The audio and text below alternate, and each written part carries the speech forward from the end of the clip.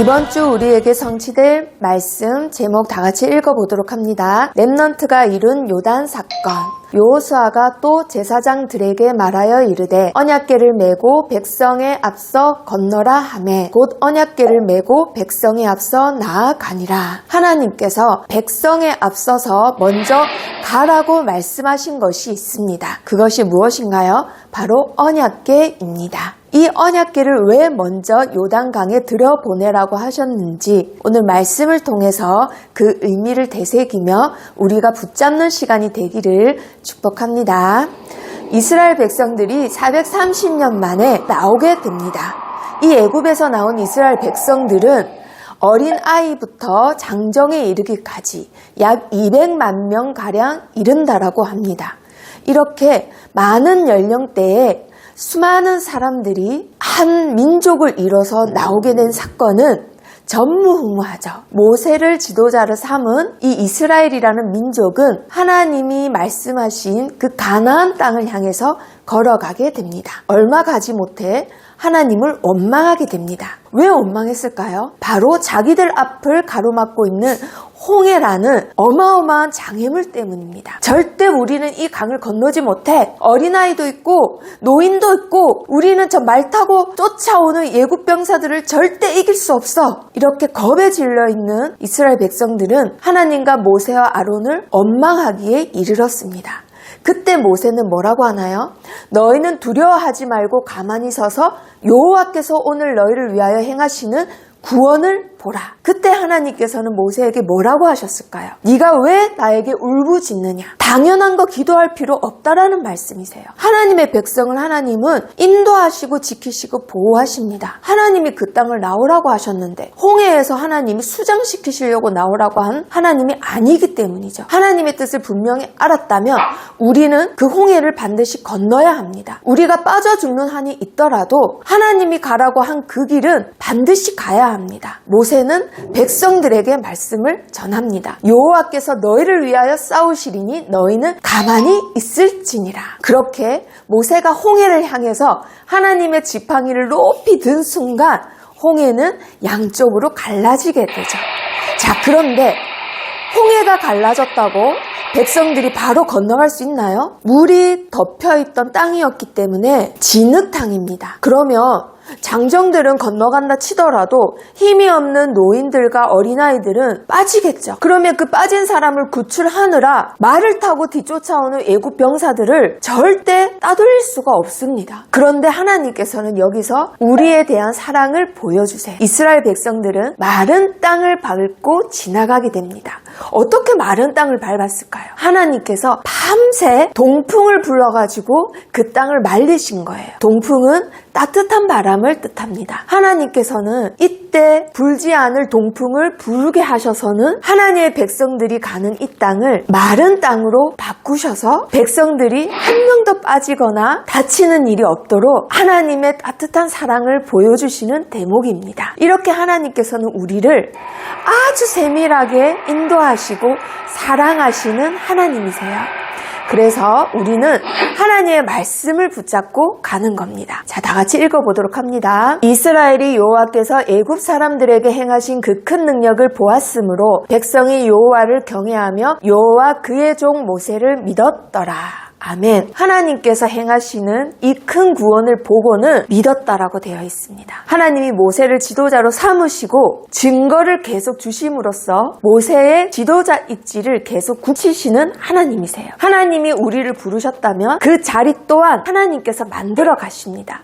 많은 사람이 따라오게끔 우리 렘넌트들이 237 나라 살릴 수 있는 그 자리에 하나님께서 만들어 가신다라는 말씀이세요. 이스라엘 백성들은 애굽 백성들을 수장시키고 가나안 땅을 향해서 걸어가게 됩니다. 자, 하지만 얼마 되지 않아서 또 원망하고 불평합니다. 우리를 이 먼 곳으로까지 불러들여서 죽게 하려고 우리를 이 고생을 시키는구나 하고 모든 백성들이 모세와 아론을 죽일 것처럼 원망하고 불평했어요. 뭐 때문에 그랬을까요? 그랬을까요? 바로 먹을 것 때문에 그랬습니다. 애굽에는 맛있는 마늘, 파, 고기 그런 것들이 있었는데 이곳에는 우리가 당장 먹고 죽을 것도 없어 하고는 모세와 아론을 죽이려고까지 했어요. 그때 하나님께서 이 말씀을 주십니다. 6째 날에는 그들이 그 거둔 것을 준비할지니 날마다 거두던 것에 갑절이 되리라. 하나님께서 하늘에서 양식을 내려주겠다라는 말씀을 하세요. 인간이 양식을 먹기 위해서는 땅에서 열매를 맺은 것으로 먹죠. 하지만 하나님의 방식은 다릅니다. 하나님께서는 너희가 알지 못하는 방법으로 내가 너에게 먹이겠다 하고는 그때부터 만나와 메추라기를 불러들여서 고기와 만나를 먹이셨던 하나님이세요. 이렇게 하나님은 원망하는 이스라엘 백성들에게 맛있는 탄수화물과 맛있는 단백질을 매일매일 먹이셨습니다. 자, 이런데도 이스라엘 백성들은 홍해를 체험하고 만나와 메추라기를 체험했는데도 불구하고 또 얼마 가지 못해서 하나님을 엄만 불평하게 됩니다. 왜 엄만 불평했을까요? 바로 사막이라는 특성상 목이 자주 탔어요. 그런데 당장 먹을 물이 없다라고 하나님과 모세와 아론을 불평합니다. 우리를 목말라 죽이게 하려고 이곳에 오게 했구나 하고는 또 불평을 하고 있는 백성들이었어요. 하나님을 이렇게 체험을 했으면 이번에는 하나님이 어떠한 기적을 행하실까? 우리를 어떻게 또 인도하시고 사랑하시는 하나님이실까? 라고 기대하는 것이 아니라 지금 당장 눈에 보이는 것 때문에 하나님을 원망하고 다시 애굽으로 돌아가자 이 말까지 나오게 됩니다. 그때 하나님은 지도자에게 이런 말씀을 주시죠. 내가 호렙산에 있는 그 반석이 거기서 네 앞에 서리니 너는 그 반석을 치라. 그래서 모세는 하나님의 지팡이를 들고 호렙산 그 바위 앞에 섭니다. 그리고는 하나님의 말씀대로 그 바위를 치는 순간 그 바위에서 물이 터져 흐르게 되죠. 그래서 이스라엘 백성들은 이 많은 물을 먹고 또 하나님께 감사를 하게 됩니다. 당장 눈에 보이는 것 때문에 원망했다가 당장 눈에 보이는 것 때문에 하나님께 감사했다가 이것을 수년 동안 반복하는 이스라엘 백성들이었습니다. 너무나 힘든 길을 간다고 왜 우리를 이곳에 죽이려고 데리고 왔어? 하다가도 메추라기를 주시면 또 배불러서 감사했다가 만나를 주시면 배불러서 감사했다가 밤 되면 추워서 원망했는데 하나님이 불기둥으로 지키니까 감사했다가 낮에는 너무 더워서 하나님을 원망했다가 구름 기둥으로 지키시는 걸 보고는 또 감사했다가 이렇게 하나님을 불신앙하는 것을 끊임없이 하던 이스라엘 백성이 마침내 모세가 시내상 40일 동안 하나님이 주시는 말씀 작업을 하는 동안 금송아지를 만들어서 이 금송아지가 우리를 애굽에서 인도해낸 신이다 라고 추앙하기 시작합니다. 금송아지를 만들자 하고 만든 것이 아니라 우리를 이끌어내신 하나님을 눈에 보이는 신으로 만들고자 한 것이 흔하게 접했던 금송아지로 만들었던 거예요. 이렇게 우리는 착각에 빠지기 쉽습니다. 우리를 사랑하시는 하나님은 눈에 보이는 신이 아닙니다. 그런데 육체에 갇혀져 있는 우리는 늘 눈에 보이는 것을 원해요. 모세가 없는 40일 동안 눈에 보이는 지도자, 눈에 보이는 신을 원했던 거예요. 그래서 자기들 기준에 자기들이 필요한 신을 만들었던 겁니다. 이 우상 숭배로 인해서 레위 지파를 통해 이스라엘 백성들이 3,000명가량이 학살을 당하게 됩니다. 그리고는 모세가 이 백성을 살려주시지 않으면 생명책에서 내 이름을 지워주세요 라는 기도 때문에 이스라엘 백성들이 목숨을 건지게 됩니다. 모세가 처음에는 내가 왜 이들을 책임집니까? 내가 이들을 낳았습니까? 했던 사람이 이제는 이들을 살려주시지 아니하시며 하나님의 생명책에서 이름을 지어주세요 라고 하는 하나님의 마음을 아는 지도자로 성장하게 됩니다. 자, 이렇게 시내산 사건이 지나고 나서 하나님이 모세를 통해서 하신 작업이 있는데요. 바로 성막을 짓는 일입니다. 이 성막을 어떻게 지어라 하나님께서 굉장히 세세하게 명령을 하십니다. 자, 그런데 이 성막에 보면요. 금촛대, 분향당, 떡상, 언약궤 그리고 지성소와 성소를 구분하고 사격기장이 있습니다. 이 모든 것들은 다 무엇을 의미하는 걸까요? 바로 우리를 구원하시는 구원자 예수 그리스도를 예표하고 있는 것이 바로 성막입니다. 그리고 특별히 이 성막 안에 대제사장만 들어갈 수 있는 지성소라는 공간을 구분 지어서 이 안에 언약궤를 넣게 하셨습니다. 자, 그렇다면 이 성막을 중심으로 도대체 어떠한 생활이 말을 했을까요? 그것 또한 하나님이 명령을 하셨죠. 자, 이 성막 주변으로 12지파를 정확히 계산해서 삥 둘러서 문을 열면 누구나 다 성막을 바라보도록 하나님이 명령을 하셨습니다. 그리고 그 성막 위에 하나님의 영광, 하나님의 임재를 뜻하는 구름이 임하면 이스라엘 백성들은 또 앞으로 전진하게 됩니다. 하지만 구름이 보이지 않으면 그 자리에 그대로 머물러 있게 돼요. 이렇게 하나님이 임재하시면 하나님의 영광을 따라 인도함을 받고, 하나님의 영광이 보이지 않으면 그대로 머무르는 훈련을 지속해서 했던 생활이 바로 광야 생활입니다. 하나님을 믿고 언약을 잡고 가면 일주일도 안 돼서 도착할 이 거리를 이스라엘 백성들은 끊임없는 불신앙으로 40년이나 걸려도 들어가지 못했습니다. 자, 여기까지가 바로 출애굽기 내용입니다. 자, 그렇다면 출애굽기는 어떻게 끝이 날까요? 자, 다 같이 읽어보도록 합니다. 낮에는 여호와의 구름이 성막 위에 있고 밤에는 불이 그 구름 가운데에 있음을 이스라엘의 온 족속이 그 모든 행진하는 길에서 그들의 눈으로 보았더라.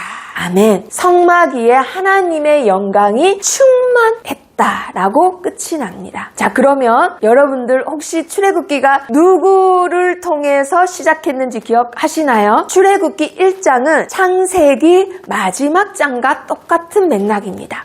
그러면 출애굽기 2장부터 출애굽기 내용이라고 할 수 있는데요. 출애굽기 2장에 누가 나오죠? 바로 요게벳입니다. 이름이 뜻이 무엇이었는지 혹시 기억나시나요? 바로 하나님의 영광이 충만하다입니다. 이 하나님의 영광이 충만하다부터 시작하여 하나님의 영광이 충만하다로 끝나는 것이 바로 출애굽기입니다. 출애굽기는 이스라엘이라는 한 민족이 애굽에서 나오는 탈출 과정을 그리는 하나님의 말씀이 아닙니다. 바로 하나님의 영광은 절대 뺏기지 않고 하나님께서는 하나님의 말씀을 반드시 이루신다. 그 내용이 바로 출애굽기입니다. 출애굽기가 이렇게 끝났다면 그 뒤에 신명기, 민수기는 어떤 내용일까요?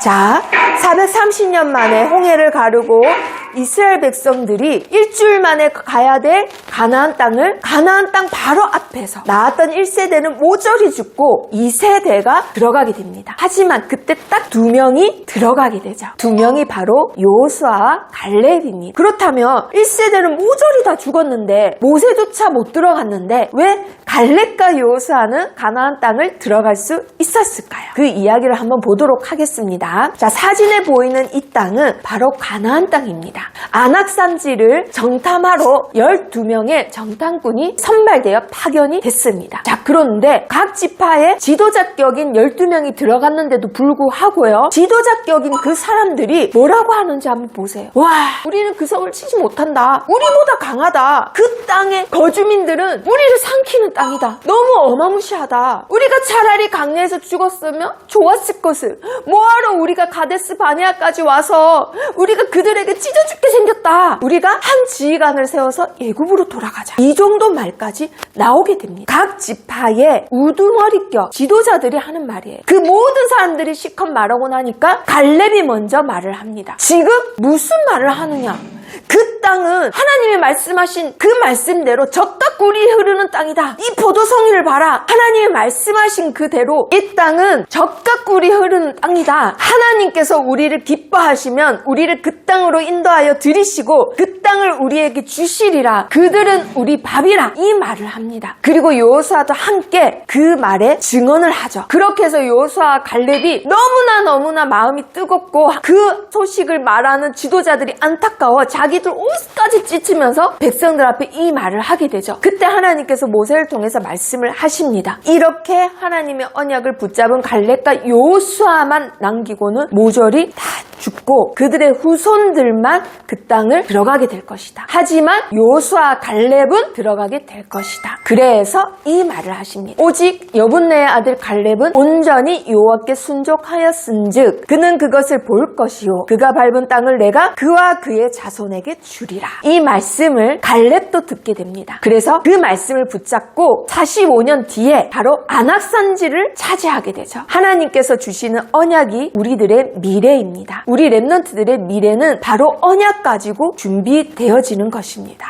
그리고 하나님이 또 이 말씀을 주십니다. 눈의 아들 여호수아는 그리로 들어갈 것이니 너는 그를 담대하게 하라. 그가 이스라엘에게 그 땅을 기업으로 차지하게 하리라. 아멘. 그래서 여호수아가 모세를 이어서 이스라엘 백성의 지도자가 되게 됩니다. 자, 이렇게 해서 여호수아와 갈렙만 1세대 중에 유일하게 가나안 땅에 들어가게 되죠. 자, 그러면 모세는 어떻게 됐을까요? 모세는 바로 가나안 땅 바로 앞 느보산 꼭대기에 올라서 그 땅을 바라봅니다. 하지만 하나님께서 하신 그 말씀, 너는 그 땅에 들어가지 못한다. 그 말씀에 순종하게 됩니다. 자, 다 같이 읽어보도록 합니다. 여호와께서 그에게 이르시되 이는 내가 아브라함과 이삭과 야곱에게 맹세하여 그의 후손에게 주리라 한 땅이라. 내가 내 눈으로 보게 하였거니와 너는 그리로 건너가지 못하리라. 아멘. 하나님께서 맹세하신 그 땅을 이 후손들에게 주리라. 그 언약 그대로 성취될 것을 알고 모세는 모압 땅에서 죽게 됩니다. 하지만 모세가 죽을 때 어떤 상태였는지 성경이 세세하게 기록하고 있죠. 다 같이 읽어보도록 합니다. 모세가 죽을 때 나이 120세였으나 그의 눈이 흐리지 아니하였고 기력이 쇠하지 아니하였더라. 아멘. 120세에 힘이 다 빠져서 늙어 죽은 것이 아닙니다. 가나안 땅 입구까지 백성들을 이끌고 가는 것이 모세의 사명이었기 때문에 사명이 닿으면 하나님께 부름을 받는 것이 바로 죽음입니다. 자, 이렇게 해서 들어간 2세대와 갈렙과 여호수아, 가장 먼저 하나님께서 하라고 하신 미션이 있는데 바로 이 요단강을 건너는 것입니다. 이 요단강 그냥 나도 건너겠다 싶죠? 맞아요. 우기가 아닐 때는 어린 아이들도 찬방찬방 하면서 건너갈 수 있는 아주 얕은 강이에요. 하지만 우길 때는 어떨까요? 우기 때는 4m, 5m가 됩니다. 그래서 선생님 같은 사람들은 빠져 죽는 거예요. 수영을 해도 2만 명이나 되는 사람들이 아이와 늙은 할아버지, 할머니, 짐 다 들고 건너기는 역부족이죠. 바로 이 우기 때 이 요단강을 건너가라고 하시는 거예요. 자, 그렇다면 왜 하필 하나님이 빙빙 돌아가는 길도 있는데 왜 요단강을 건너라고 하셨을까요? 바로 이유는 두 가지가 있습니다. 홍해를 건너던 백성들은 다 죽었기 때문에, 그리고 그 뒤에 태어난 후손들이 있기 때문입니다. 하나님께서는 모든 이유와 목적을 렘넌트에게 두세요. 왜? 하나님의 복음은 반드시 전달돼야 되기 때문에. 자, 그래서 다 같이 읽어보도록 합니다. 가나안 족속과 헷 족속과 히위 족속과 브리스 족속과 기르가스 족속과 아모리 족속과 여부스 족속을 너희 앞에서 반드시 쫓아내실 줄을 이것으로서 너희가 알리라. 아멘. 이것으로 알리라 했는데 이것이 무엇일까요? 하나님께서 가나안 족속 31왕을 모조리 너희 앞에서 다 내쫓을 것이다. 누가 내쫓는다고요? 하나님께서. 너희가 싸워서 내쫓는 게 아니다. 너희가 무서워서 내쫓는 게 아니다. 하나님께서 너희 앞에서 내쫓으신다. 그런데 무엇으로 한다고요? 요단강이 언약궤에 들어가는 순간 일어나는 일로 너희가 안다라고 하십니다. 이것 때문에 하나님은 요단강을 건너게 하시는 거예요. 자, 그렇다면 어떻게 해서 건너가게 되는지 같이 보도록 하겠습니다. 하나님께서는 여호수아에게 먼저 말씀을 주시죠. 그래서 여호수아가 대제사장들과 제사장들에게 말을 전합니다. 언약궤를 메고 백성들 앞에 서라. 그리고 먼저 요단강에 들어가라. 이 말을 합니다. 그래서 제사장들이 그 말을 그대로 따르죠. 그런데 이 요단강이 넘실넘실 너무 많아요. 와, 못 들어갑니다. 이렇게 하면 어떻게 되죠? 하나님이 준비하시다가도 기적을 행하실 수 없습니다. 그래, 하나님께서 들어가라 하면 들어가는 거야. 우리가 빠져 죽더라도 하나님이 가라고 하시면, 가는 게 하나님의 뜻이면 우리가 가야 돼 하고는 제사장들이 언약궤를 어깨에 메고는 발이 요단강에 들어가게 됩니다. 그 순간 어떻게 됐을까요?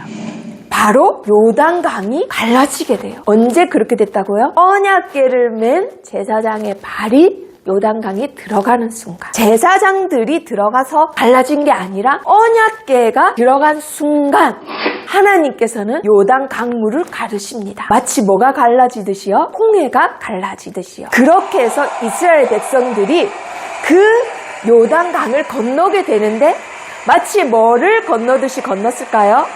바로 홍해를 건너듯이 건넜다라고 돼 있어요. 홍해가 어떻게 건너졌죠? 바로 마른 땅을 밟고 건넜듯이 하나님께서는 그거와 똑같이 요단강에서 역사하셨던 겁니다. 왜 이렇게 하셨다고요? 강야에서 태어난 후대들이 하나님의 언약을 잡게 하시려고요. 자, 그렇다면 왜 하필 언약궤가 들어가는 순간 요단강이 갈라졌을까요? 다 같이 읽어보도록 하겠습니다. 여호와의 언약궤를 맨 제사장들은 요단 가운데 마른 땅에 굳게 서고 그 모든 백성이 요단을 건너기를 마칠 때까지 모든 이스라엘은 그 마른 땅으로 건너갔더라. 아멘. 지금도 요단강을 가르신 하나님께서는 똑같이 우리를 인도하시고 사랑하고 계십니다. 그냥 처벅처벅 진흙탕을 걸어가게 할 수도 있는데도 우리를 노신초사 사랑하시는 하나님께서는 동풍을 일으키셔서 땅을 다 말리셔서는 걸어가게 하신 거예요. 우리가 할 건 하나밖에 없습니다. 바로 언약궤를 메고 들어가기만 하면 돼요. 언약 잡고 하나님이 가라고 하는 그 땅을 가기만 하면 됩니다. 자, 그러면 그 땅에 들어간 이스라엘 백성들 어떤 일이 일어났을까요? 그것은 다음 주에 확인해 보도록 하겠습니다.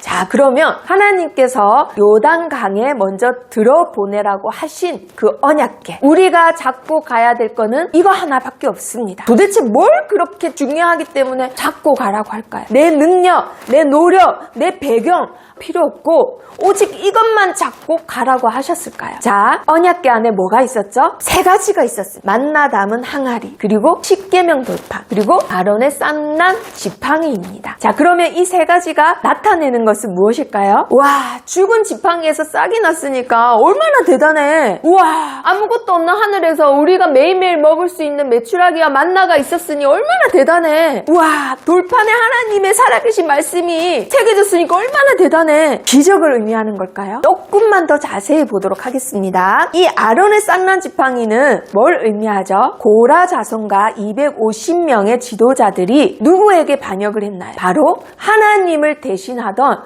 모세를 반역했습니다. 왜 반역했나요? 너희가 분에 넘쳤다 라고 반역했습니다. 지금까지 하나님의 말씀으로 백성들을 인도했고 하나님이 나와 같은 자를 세우겠다고 한 그 모세에게 너희가 분에 넘쳤다 이렇게 대들고 나왔습니다. 그때 하나님이 어떻게 하셨나요? 하나님이 불과 땅으로 아예 통째로 집어삼켜버렸습니다. 그리고 절대 그 뒤에 두말하지 않도록 각 지파별로 지도자들의 지팡이를 들고 나오라고 합니다. 레위 지파에서는 아론의 지팡이를 들고 나오라고 하시죠. 그리고 하나님의 언약궤 앞에 두고 하나님이 세우신 종만이 그 지팡이에서 싹이 난다라고 말씀을 하세요. 그리고 나서 그 다음날 봤더니 모든 지팡이는 그대로인데 아론의 지팡이에만 싹이 나 있었습니다. 살아있는 나무를 캐서는 다듬어서 맨들맨들하게 해서 만든 게 지팡이에요. 그래서 절대 생명이 탄생할 수 없는데 그곳에서 새싹이 났다. 이 말은 하나님이 아론을 선택했다라는 겁니다. 내가 선택했는데 너희가 뭐라고 말을 할 수 있느냐. 두 번 다시 아무 말 하지 못하게 만든 사건이에요. 뭐 때문에요? 반역 때문에. 자, 그리고 십계명 돌파는 뭐죠? 하나님 말씀이에요. 그런데 정확히 언약궤 안에 들어간 십계명 돌파는 몇 번째 돌판이죠? 두 번째 돌판입니다. 첫 번째 돌판은 어디에 갔나요? 사실 만에 신의 강야로 내려오니 백성들이 금송아지를 가운데 두고 춤을 추면서 이 신이 우리를 출애굽한 신이다 하고는 모든 백성들이 금송아지를 숭배하고 있었어요. 그때 모세가 너무나 화가 나서 그 십계명 돌판을 던져버립니다. 그래서 하나님께서는 다시 모세를 시내산으로 부르셔서는 두 번째 돌판을 다시 새기셨어요. 그게 바로 언약궤 안에 들어가 있습니다. 바로 인간의 우상 숭배, 인간의 어찌할 수 없는 죄를 의미하는 거예요. 자, 그리고 세 번째 만나 항아리는 무엇을 의미하나요? 이스라엘 백성들이 출애굽해서 나오자마자 원망불평한 게 다 먹는 것 때문이었습니다. 마늘 먹고 싶다, 향신료 먹고 싶다, 고기 뜯고 싶다. 그러니 하나님께서 인간의 방법으로는 절대 해결할 수 없는 의식주를 내 방법으로 주겠다고 하신 것이 바로 만나 담은 항아리입니다. 바로 인간들의 원망을 뜻하죠. 원망과 반역과 불신앙, 이 인간들의 어찌할 수 없는 창세기 3장으로 인한 영적 문제, 이 타락한 인간의 본성을 의미하는 것이 바로 언약궤 안에 들어가 있는 겁니다. 그런데 이 세 개를 금으로 된 배짝 안에다 담습니다. 왜 하나님께서 다 금으로 칠하라고 하셨을까요? 금은 영원한 하나님의 말씀을 상징해요. 그러면 도대체 이 법궤가 말하는 언약이 무엇일까요? 그 위에는 천사가 마주보고 이 괴짝을 덮습니다. 감히 하나님의 언약을 지키는 천사들이란 뜻이죠. 자, 그러면 도대체 이 전체가 의미하는 언약이 무엇일까요? 자, 여기까지는 성소입니다. 제사장들이 들어와서 향도 피우고 불도 피우고 하는 곳이죠. 하지만 이 커튼, 휘장 안으로는 대제사장만 1년에 한 번 들어갈 수 있습니다. 하나님이 정한 날, 정한 사람이 아니고서는 들어가면 죽습니다. 대제사장이 하나님이 정하신 그 날에 1년에 한 번 죄 없는 어린 양의 피를 담아서 지성소에 들어갑니다. 지성소에 들어가서는 무엇을 할까요? 바로 날개와 날개가 가리워진 이 곳에 이 어린 양의 피를 붓습니다. 바로 이 어린 양의 피로만 인간의 반역, 죄, 원망 껴질 수 있습니다. 라는 고백을 하는 거예요. 그곳이 바로 시은자입니다. 바로 영어로 하면 mercy seat이에요. 자비의 자리라는 뜻입니다. 그러면 이 법궤가 말씀하시는 언약은 도대체 어떤 언약인가요? 인간이 구원을 받고 인간이 죄를 해결하기 위해서는 반드시 어린 양의 피가 덮어져야지만 해결받는다라는 거예요. 그런데 그거는 인간의 노력도 아니고 인간의 성공도 아니고 어떠한 돈으로 해결하는 것이 아니라 오로지 답이라는 겁니다. 자비. 하나님의 은혜가 아니고서는 인간은 구원받을 수 없다라는 거예요. 그러면 이 전체적인 언약궤가 말씀하시는 것은 무엇일까요? 그 말씀하시는 것이 무엇이길래 그것만 잡고 요단강을 들어갔을 뿐인데 요단 강물이 흐르다가 끊어졌다라고 되어 있습니다. 히브리어에 끊어졌다. 제가 끊어졌다 할 때 동일어예요. 그게 왜 끊어졌을까요? 바로 이 언약궤가 이 언약궤가 말하고 있는 것은 바로 오실 메시아 예수 그리스도를 예표하는 겁니다.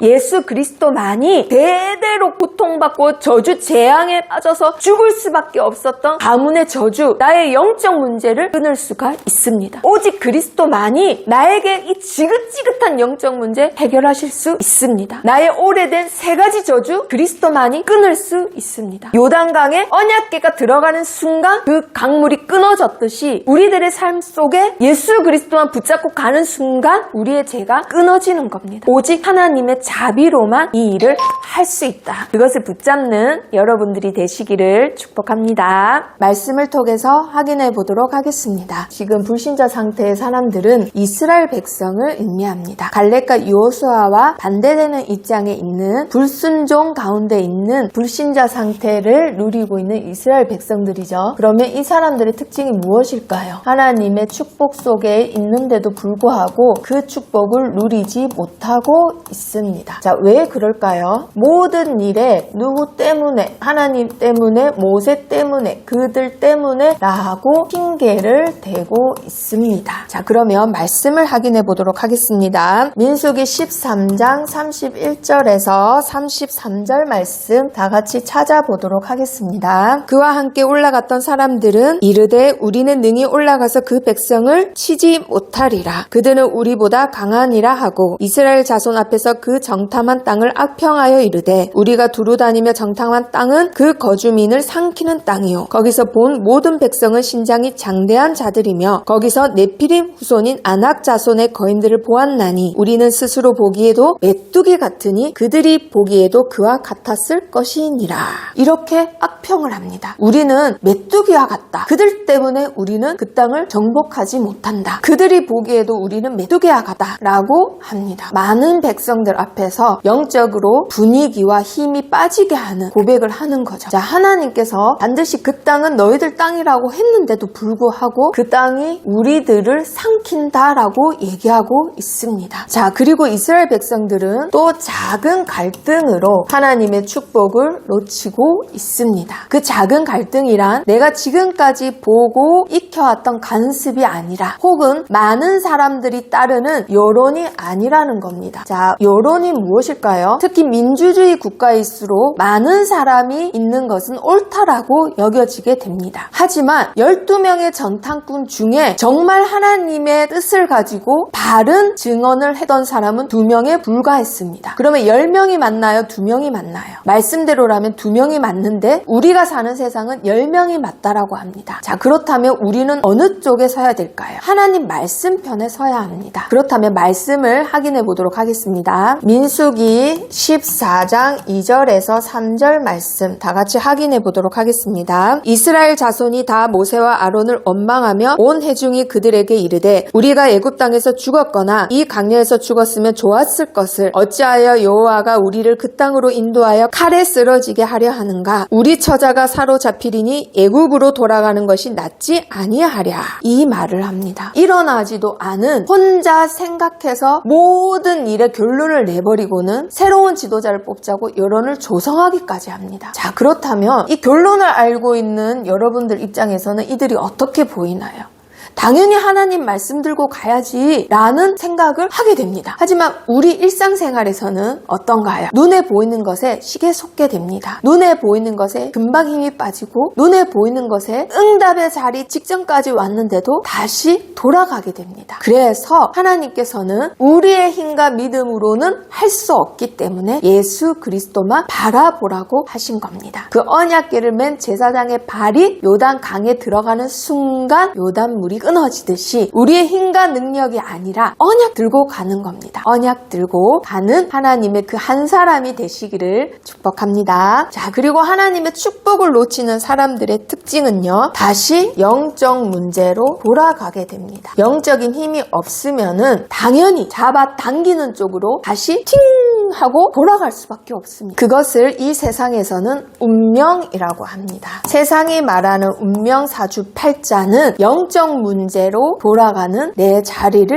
말을 하는 겁니다. 내가 열심히 살고자 발버둥치고 성공하고자 이루었던 모든 것들은 다시 내 영적 문제로 돌아갈 수밖에 없습니다. 그래서 3단체는 명상이라는 귀신의 힘을 빌려서 성공해라, 네 자신을 찾으라고 하지만 결국은 사탄의 힘도 멸망시키고자 하는 도둑에 불과합니다. 도둑은 멸망시키려고 오는 자입니다. 하지만 하나님의 아들이 나타나신 것은 마귀의 일을 멸하려 하심이라고 하셨습니다. 그래서 나의 어쩔 수 없는 이 영적 문제, 하나님의 아들이신 예수 그리스도를 통해서만 끊을 수 있습니다. 말씀을 통해서 확인해 보도록 하겠습니다. 민수기 11장 4절에서 5절 말씀. 그들 중에 섞여 사는 다른 인종들이 탐욕을 품음에 이스라엘 자손도 다시 울며 이르되 누가 우리에게 고기를 주어 먹게 하랴. 우리가 애굽에 있을 때에는 값없이 생선과 오이와 참외와 부추와 파와 마늘들을 먹은 것이 생각나거늘. 이렇게 모세 앞에서 어리석은 백성들이 원망을 하고 있습니다. 이거 뭐라고 하나요? 오이, 참외, 부추, 파, 마늘 먹은 것이 생각난대요. 그게 지금 다 큰 어른들이 하는 원망이에요. 영적인 힘이 없으면 다시 노예의 자리로 돌아가고 싶어 해요. 값없이 참외 먹은 게 고마웠대요. 나를 감히 노예의 신분으로 만들어 화를 내는 게 아니라 값없이 참외 줬다고 고마워하는 거예요. 그게 바로 노예 근성입니다. 다시 노예의 신분으로 돌아가고자 하는 어리석은 영적 문제로 돌아가는 겁니다. 노예였던 그 자리로 먹는 것 때문에 돌아가게 한다. 그러면 지금 나에게 적용을 한번 해보는 거예요. 내가 정말 중요한 것을 놓치고 세상적인 것, 그 아주 작은 걸로 하나님의 언약을 놓치고 있는 거 아닌가? 내가 살아야 될 이유를 놓치고 있는 거 아닌가? 내가 이 땅에 온 이유를 놓치고 있는 것 아닌가? 사탄이 준 아주 맛있는 그 조그만 거 하나로 하나님이 주신 가장 큰 축복을 놓치고 있는 것이 아닌가? 그것을 생각해 보셔야 돼요. 우리가 보기에는 이스라엘 백성들이 아니 너 노예야, 근데 참외 하나 준다고 그렇게 좋아해? 웃어 보일 수도 있어요. 하지만 우리의 삶을 내가 본다라고 한번 생각해 보세요. 하나님의 어마어마한 축복이 지금 내 앞에 바로 앞에 있는데 이거는 중요한지 모르고 당장 핸드폰으로 게임하는 거예요. 하나님 말씀을 듣고 기도로 응답을 준비하는 것이 아니라 그거는 재미없고 그건 지루해, 그거는 눈에 안 보여. 당장 내가 누르면 반응하는 이 핸드폰, 이 게임, 이게 너무너무 재밌어. 값없이 주는 오이, 값없이 주는 참외야 똑같은 겁니다. 그래서 사탄이 주는 작은 것으로 나의 영적 문제로 다시 돌아가는, 예수님이 다 해결하신 운명사주 팔자로 다시 돌아가는 그런 어리석은 또 다른 이스라엘 백성들이 되지 않기를 간절히 축복합니다. 그렇다면 내 힘으로는 절대 깨트릴 수 없기 때문에 나를 위해서 이 땅에 오셔서 가진 질고와 고통과 십자가를 지신 바로 누구인가요? 예수 그리스도이십니다. 이름은 예수, 구원자라는 뜻이죠. 그리고 그리스도는 기름 부음 받은 자라는 뜻입니다. 기름은 세 종류의 사람에게 부어졌습니다. 누구에게 부어졌나요? 바로 재앙을 해결할 자에게 부어졌습니다. 옛날에는 인간들 사이에 재앙이 일어나면은 제사장에게 달려갔습니다. 제사를 지내서 이 분노, 이 재앙을 해결해 주세요. 지금 말하면 판사와 같은 일을 했어요. 하지만 진짜 재앙은 해결할 수 없죠. 인간에 불과했으니까. 그래서 참 제사장이 이 땅에 오셨습니다. 그 참 제사장이 누구시죠? 바로 예수 그리스도이십니다. 예수 그리스도께서 참 제사장이 되셔서 인간의 모든 죄악으로 인한 재앙을 해결하셨습니다. 이 재앙을 해결하셨다고 해서 로마서 6장 23절 다 같이 합독합니다. 죄의 싹은 사망이요 하나님의 은사는 그리스도 예수 우리 주 안에 있는 영생이니라. 죄로 인한 모든 재앙, 죄로 인한 사망, 영적인 육적인 모든 사망을 영원한 생명으로 바꾸신 분이 있는데 바로 예수 그리스도이십니다. 자, 그리고 두 번째, 누구에게 기름을 부었나요? 하나님을 떠났기 때문에 하나님을 다시 만나는 길을 가르쳐준, 우리의 배경을 바꿀 유일한 길을 가르쳐준 선지자에게 기름을 부었습니다. 그런데 하나님을 만나는 그 길이 되시는 분이 직접 오셨습니다. 그분의 이름이 무엇이죠? 바로 예수 그리스도입니다. 내가 곧 길이요 진리요 생명이니 나로 말미암지 않고는 아버지께로 올 자가 없느니라. 그분이 바로 참 길이 되시고 하나님 만나는 그분이 바로 예수 그리스도이십니다. 말씀을 확인해 보도록 하겠습니다. 고린도전서 3장 16절 말씀. 너희는 너희가 하나님의 성전인 것과 하나님의 성령이 너희 안에 계시는 것을 알지 못하느냐. 23절요. 너희는 그리스도의 것이요 그리스도는 하나님의 것이니라. 아멘. 하나님의 것인 그리스도 안에 여러분들이 계십니다. 그리고 여러분들은 절대 더럽혀지거나 누군가 훼손할 수 있는 그런 존재가 아닙니다. 왜냐고요? 바로 하나님의 성전이기 때문이죠. 그렇기 때문에 내가 누구인지 이제 하나님을 만나서 성전된 몸이라는 거 절대 놓치시면 안 됩니다. 이제는 지옥 배경이 절대 틈타지 못하고 절대 세상에서는 끊을 수가 없는 하나님의 것이 돼버린 여러분들이기 때문입니다. 자, 그리고 세 번째는 누구에게 기름을 부었나요? 바로 왕에게 기름을 부었죠. 그런데 옛날에 왕정 국가에서 왕은 무슨 일을 했죠? 전쟁이 나면 나라와 백성을 지켜 가장 앞장서서 싸우는 사람이 왕이었습니다. 그렇다면 우리의 진짜 대적은 누구인가요? 바로 사탄입니다. 인간과 인간 사이를 이간질하고 하나님과 인간 사이를 이간질하고 나라와 나라가 대적하게 하는 바로 사탄입니다. 사람이 아니라 사탄이 우리의 진짜 대적입니다. 그러면 그 사탄의 일을 멸하시고 우리의 대적이 나타났을 때 앞장서서 싸우시는 분이 누구죠? 바로 우리의 진짜 왕이신 예수 그리스도이십니다. 이 왕이 바로 우리의 모든 것을 지키시고 보호하고 계십니다. 그렇다면 말씀을 확인해 보도록 하겠습니다. 요한일서 4장 4절 4장 4절 다 같이 합독합니다. 자녀들아 너희는 하나님께 속하였고 또 그들을 이기었나니 이는 너희 안에 계신 이가 세상에 있는 자보다 크심이라. 아멘. 옛날의 왕정시대에는 힘이 센 왕이 있는 나라가 이겼습니다. 하지만 우리의 왕은 인간의 왕과는 세상 신인 사탄과는 절대 비교할 수 없는 창조주 하나님이십니다. 스스로 계신 여호와 하나님이세요. 그 여호와 하나님께서 우리의 왕이 되시고 우리는 그분의 것이고 그분은 세상을 이기신 분입니다. 이 모든 것을 아는 사람이 나왔습니다. 그 사람이 누구죠? 바로 7명의 렘넌트들입니다. 요셉이 나와서 세계복음화를 이루고 모세가 나와서 출애굽 역사를 이루고 사무엘이 나와서 사회를 다시 회복하며 미스바 운동을 일으켜서 다윗이 나와서 1천망대를 짓고 이런 7명의 렘넌트들이 이것을 모두 붙잡고 도전했던 겁니다. 이것을 가지고 나의 능력이 아니라 복음의 능력으로 세계 복음화를 이루는 주역들이 되시기를 축복합니다. 그렇다면 우리 렘넌트들의 미션, 렘넌트들이 가져야 될 미션이 있습니다. 운명을 꾸는 망대를 세우셔야 합니다. 나에게 있는 노예의 운명, 나에게 있는 가문의 저주, 운명을 바꾸는 망대를 세우시기를 바랍니다. 합니다. 말씀을 확인해 보도록 하겠습니다. 민수기 14장 34절 말씀. 민수기 14장 34절 말씀 다 같이 합독합니다. 너희는 그 땅을 정탐한 날 수인 40일의 하루를 1년으로 쳐서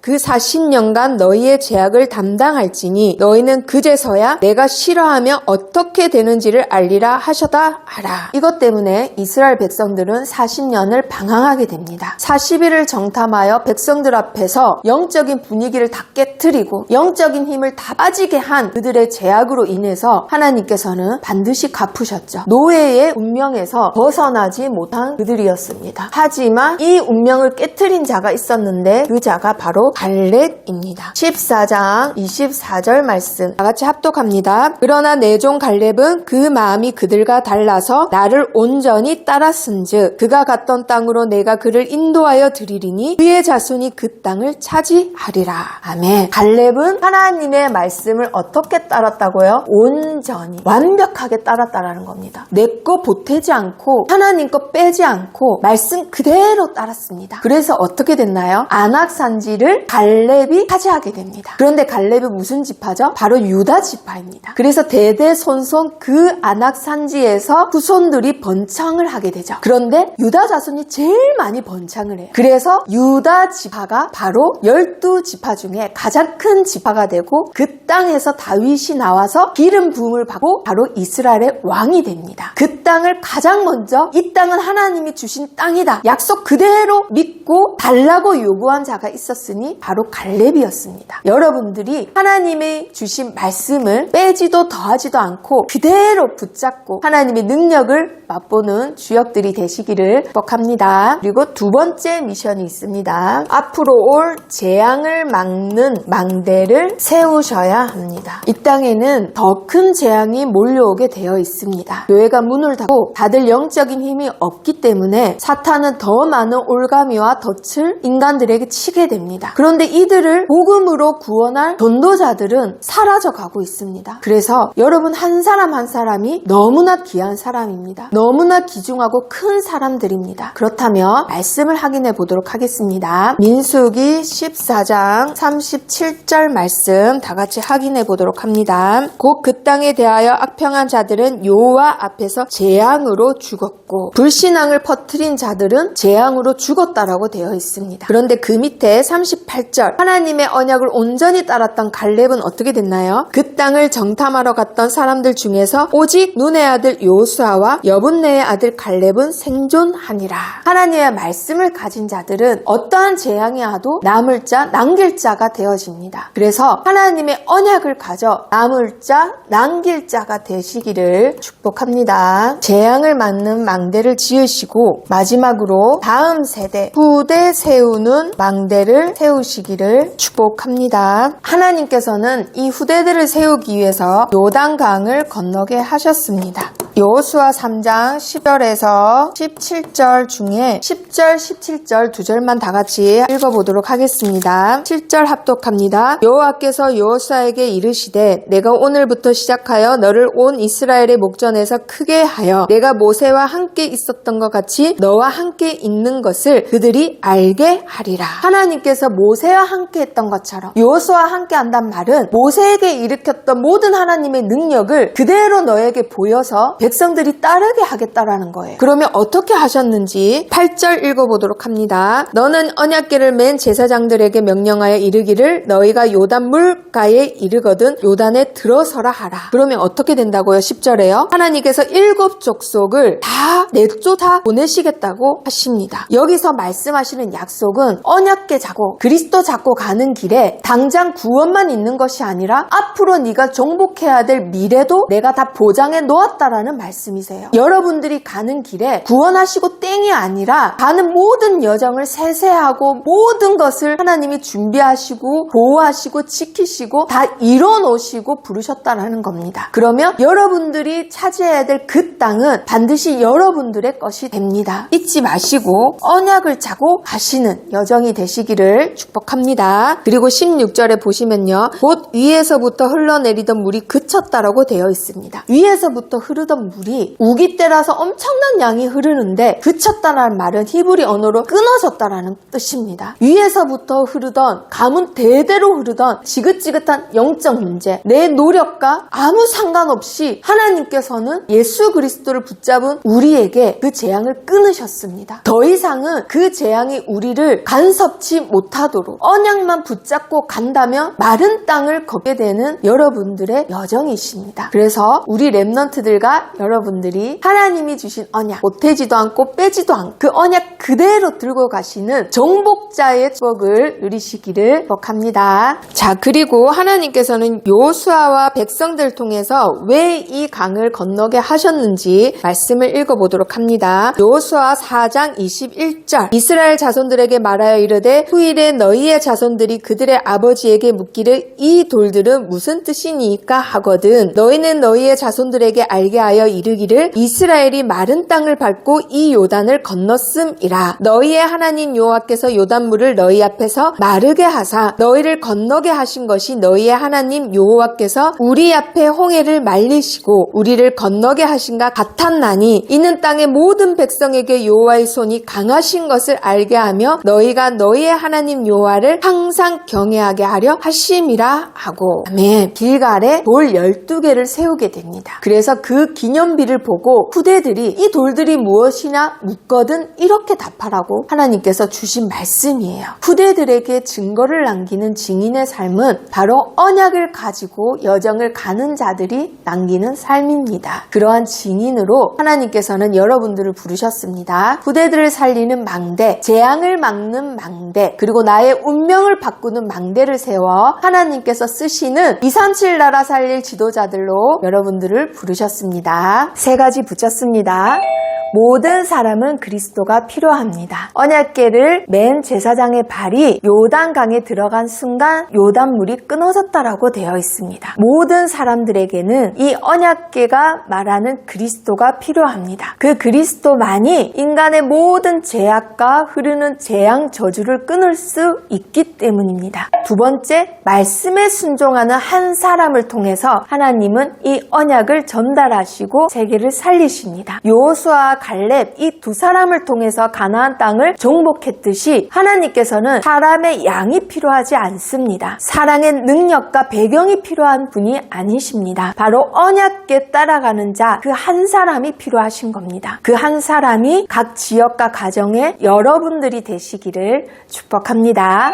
자, 3번째, 그리스도가 주신 것으로 망대를 세우자. 나의 망대, 사탄의 망대가 아닌 오직 그리스도가 주신 망대만이 요단 강물을 끊고 가나안 땅을 정복할 수 있습니다. 하나님이 가라고 하신 그 가나안 땅이 여러분들 각 지역과 삶 속에 있습니다. 그 가나안 땅은 나의 방법과 노력으로는 절대 정복할 수 없습니다. 언약궤를 맨 제사장들이 가는 곳곳마다 여리고 성이 무너지고 가나안 땅이 정복됐듯이 우리 랩넌트들과 여러분들이 가는 곳에는 하나님의 망대가 세워져야 그곳에 흑암이 무너지고 제자들이 세워지게 됩니다. 그래서 하나님께서 예비하신 모든 축복을 누리는 하나님의 망대를 세우는 그 한 사람이 되시기를 축복합니다. 기도하고 마치도록 하겠습니다. 살아계신 하나님 감사합니다. 요단 강을 끊으셨던 하나님의 그 언약을 붙잡고 각 지역과 가정과 학원에 역사하는 모든 더러운 사단의 계계와 망대를 무너뜨리는 하나님의 파수꾼들이 일어나는 귀한 시간이 되도록 축복해 주옵소서. 랩넌트들과 많은 사역자들을 통하여서 이 시대에 문을 닫는 교회와 사라져가는 랩넌트들을 살리는 하나님이 진정 원하시는 요수아와 갈렙과 같은 영적 지도자들이 일어나는 귀한 시간으로 하나님 축복하여 주옵소서. 그 한 사람이 지금 이 시간에 말씀을 듣는 랩넌트들이 되게 허락해 주옵소서. 예수 그리스도 이름으로 기도합니다. 아멘.